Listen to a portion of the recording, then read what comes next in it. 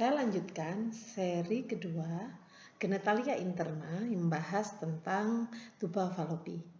Tuba falopi merupakan organ yang menghubungkan antara uterus dengan ovarium. Terdapat dua, ada di kiri dan kanan dari organ reproduksi. Di mana di sini panjang tuba falopi kurang lebih 12 cm dengan diameter sebesar 3 sampai 8 mm. Terletak di tepi ligamentum latum, memanjang dari lateral ke lateral dari sisi korpus, ini dari sisi korpus dan sisi fundus, memanjang ke lateral, ke samping. Bentuk tadi seperti trompet di ujung lateral, yaitu pars infundibulum, dan lokasinya kalau kita amati ini terdapat di dalam cavum pelvis ya, atau rongga pelvis. Struktur anatomi ini dibagi menjadi 4, yaitu ada pars interstitialis, pars ismica atau ismus, bagian yang sempit, pars ampullaris, dan pars infundibulum. Jadi ini ada pars interstitialis, pars ismica, pars ampullaris, pars infundibulum. Di mana pada pars infundibulum ini terdapat seperti jari-jari, ini yang dikenal sebagai fimbre. Kita lihat satu persatu. Untuk pars interstitialis ini terletak di antara otot rahim mulai dari ostium internum tuba, jadi mulai dari bagian dari cavum uteri ya, lanjut ke tuba falopi. Kemudian berlanjut ke pars ismica, ini paling sempit menghubungkan antara ampula dengan cavum uteri.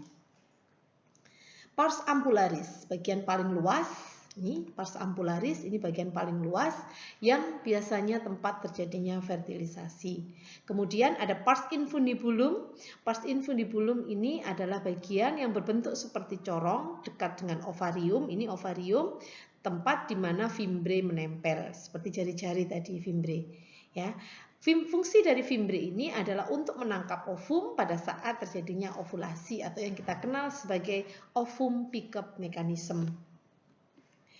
Ini adalah contoh model dari proses fertilisasi yang melibatkan organ tuba falopi. Jadi kalau kita amati tadi ya, bagian dari tuba ada pars interstitialis, pars ismica, pars ampullaris, pars infundibulum.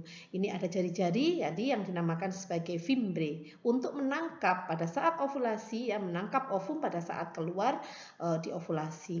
Nah, ini akan terjadi nantinya akan berjalan seperti ini, terus bergerak, berjalan ya, digerakkan oleh bulu getar atau bulu silia yang ada di tuba falopi.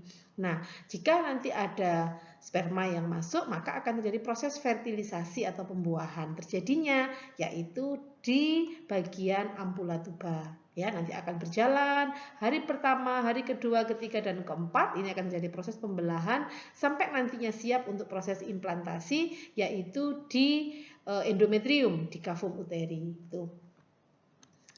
Nah, tadi yang ditanyakan terkait dengan kehamilan ektopik. Jadi apa itu kehamilan ektopik? Kehamilan ektopik atau kita kenal sebagai kehamilan di luar kandungan atau di luar uterus. Jadi normalnya kehamilan akan terjadi di uterus, tapi ini terjadinya di tuba falopi. Ini adalah suatu kelainan ya, patologis yang mana itu sangat berbahaya karena tuba itu bukan tempat untuk implantasi. Jadi kalau hasil konsepsi tetap ngendon di sini, tidak turun sampai ke uterus, maka apa yang terjadi?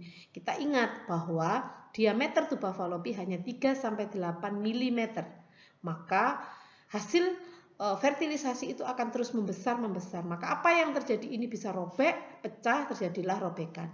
Paling sering kehamilan ektopik itu terjadi di tuba. Tuba bagian mana? Terjadi adalah di bagian ampula tuba.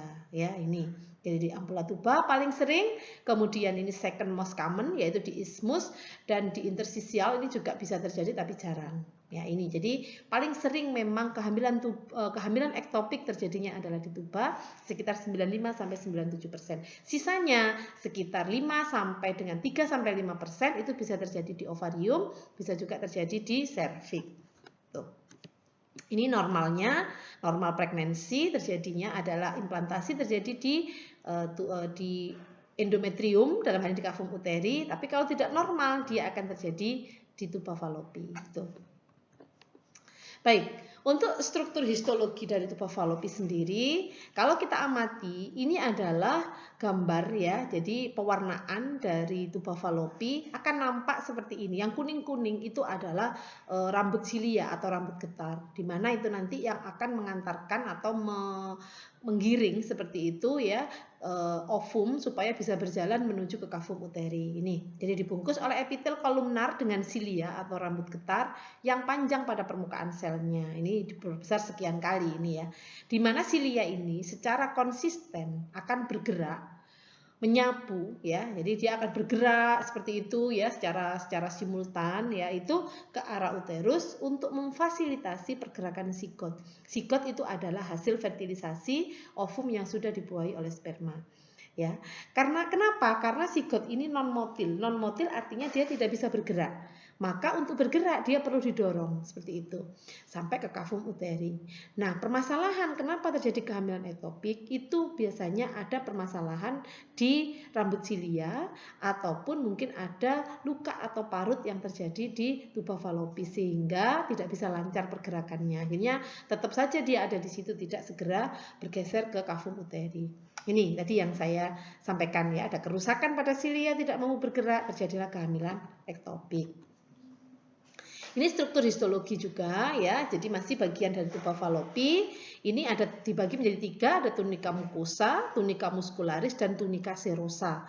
Tunika itu bagian, jadi ini adalah penampang jika potongannya secara melintang ya, maka ini akan tampak. Ini adalah tunika mucosa. Ya, ini adalah tunika mucosa dari tuba falopi, kemudian ini adalah tunika muscularis dari asal kata musculus atau otot, dan tunika serosa ya. Tunika serosa ini. Nah, ada tambahan lagi ini subserosa sebenarnya, tapi cukup tunika serosa ini. Jadi tunika mucosa tadi ini ya yang berisi bagian-bagian dari rambut silia itu nanti untuk mengangkut sigot mengantarkan ya, menggerakkan sigot menuju ke kavum uteri. Sedangkan tunika muscularis, ini tunika muscularis bagian ototnya, lapisan tipis otot polos yang memberikan motilitas tuba serta mendorong sigot menuju uterus dengan epitel bersilia. Ini. Kemudian tunika serosa ini adalah penutup peritoneum dari tuba berlanjut ke mesosalping ini ya. Jadi berlanjut ke mesosalping ini. Ini bagian dari struktur histologi tuba falopi. Bagaimana untuk vaskularisasi, suplai vaskularisasi dan limfatiknya? Ya, jadi seperti vagina, uterus, kemudian tuba, ovarium. Nah, ini vaskularisasinya juga mendapatkan sama ya, sumbernya juga dari arteri iliaka ya. Jadi arteri iliaka internal akan bercabang-cabang. Nah, kalau tuba ini sama dengan sumber dari arteri ovarika atau ovarian ini ya. Oke. Drainase venanya melalui vena uterina dan ovarika ini yang kembali yang berisi darah yang sudah hasil metabolisme itu. Kemudian untuk drainase limfatik melalui kelenjar getah bening atau nodus limfatik iliaka, sakrum, dan aorta. Ini untuk drainase limfatiknya. Bagaimana untuk inervasi atau persarafan dari tuba? Tuba falopi menerima persyarafan simpatis dan parasimpatis, di mana saraf simpatis muncul dari segmen tulang belakang, ya, torakal 10 dan lumbal kedua. Saraf simpatis ini yang memasok setengah medial tuba yang berasal dari saraf splagnik panggul, sedangkan serat yang memasok separuh lateral tuba berasal dari nervus vagus. Itu terkait dengan inervasi atau persyarafannya. Bagaimana fungsinya atau fisiologinya? Fungsi dari tuba ini juga sangat penting. Seperti yang kita ketahui tadi bahwa bagian dari infundibulum, pars infundibulum itu terdapat fimbre. Fimbre ini fungsinya adalah untuk membantu menangkap pergerakan ovum atau oosit yang dilepaskan ovarium. Jadi diangkut menuju ke infundibulum dan ampula tuba. Itu adalah fungsi dari tuba ya, sebagai ovum pick-up mechanism atau menangkap ovum saat ovulasi. Itu fungsi yang pertama. Yang kedua yaitu tempat terjadinya konsepsi atau fertilisasi. Tadi terjadi di mana? Di pars ampula atau pars ampularis ya, di bagian yang paling luas itu adalah pars ampularis itu. Jadi hari pertama proses fertilisasi konsepsi terjadi di situ. Kemudian tempat perkembangan hasil konsepsi sampai